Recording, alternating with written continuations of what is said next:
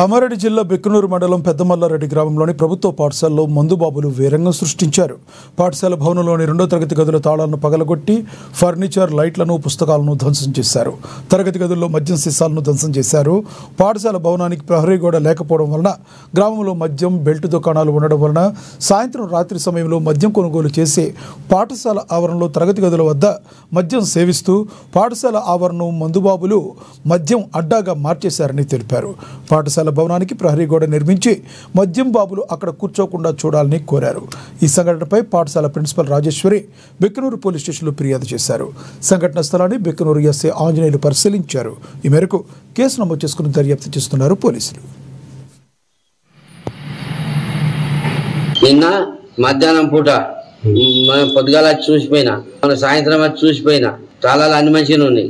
అక్కడ 3, ఇక్కడ 2 పలుకొట్టిరు, అంత దుమ్ చేసిపోయారు సార్.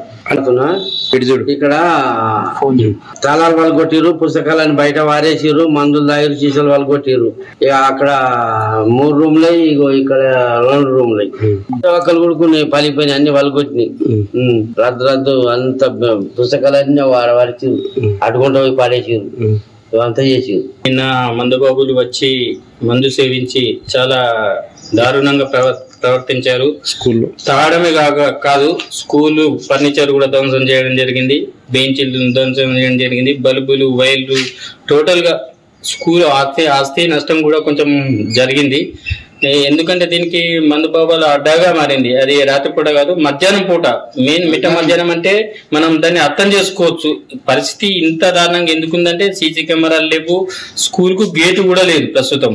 సో స్కూల్ కు గేటు లాంటిది ఏదైనా పిడిచేపి, చెవులకు మందుబాబులు రాకుండా గేట్ లాంటిది పిడిచేపించి, కెమెరాలు పిడిచేపిస్తే మనకి ఇలాంటి మన కార్యక్రమాలు మళ్ళీ పునరావృతం అయితే దాన్ని మనము ఛేదించగలము అనేది, ఎవరు చేస్తుండని ఛేదించగలమని. దగ్గర బెల్ట్ షాపులు ఉన్నాయి కాబట్టి తాగొచ్చి ఇలాంటి విధ్వంసాలకు పాల్పడుతున్నారని. నిన్న మధ్యాహ్నం